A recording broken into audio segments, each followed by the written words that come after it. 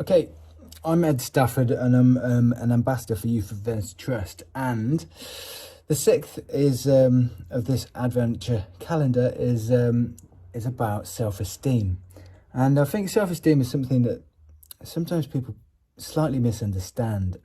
It's something that I have struggled with actually, certainly in my childhood, and actually in my adult life. And I think actually the reason I walked the Amazon is because I had very low self-esteem, and I felt like I needed to compensate for that and prove that I was super tough, as young men do.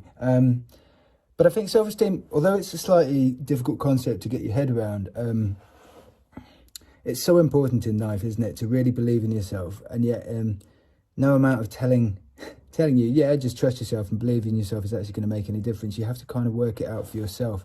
And that comes through various things. It could come through being on an adventure. And I do think that all of my adventures have helped build a real sense of self-esteem. And actually the one that helped the most was being isolated on an island for 60 days, because what I hadn't realised that I did, which I do think a lot of people do, is to esteem myself through other people. So, for example, if you walk into a room and you tell a joke and everyone laughs, you're funny.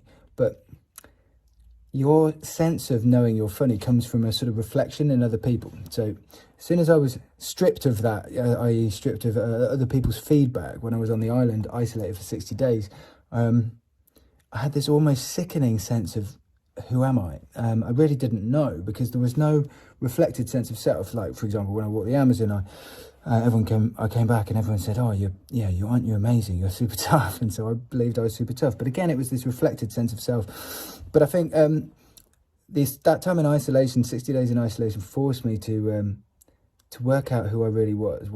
Who was I? What did I stand for? Do I have any morals? Am I honest? Am I dishonest? Do I want to be reliable? And I really had to work it out for myself, because there was no one else around. And so I had to, for the very first time, stand alone and just be myself, which is easier said than done.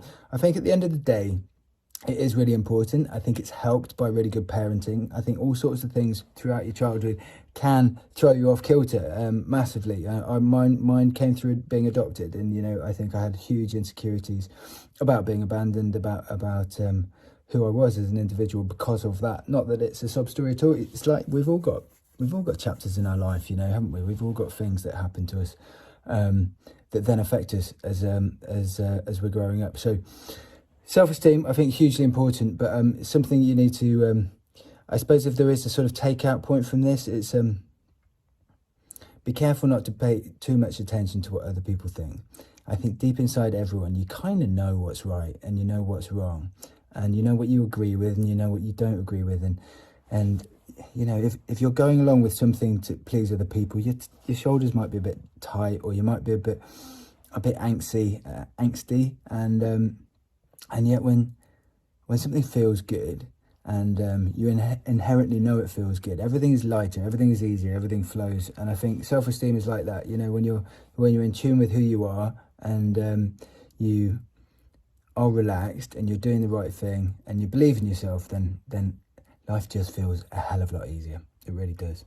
Okay, that's my little ramble over. But in the build-up to Christmas, have a good Christmas. If you're having adventures, then keep on adventuring, and chat soon.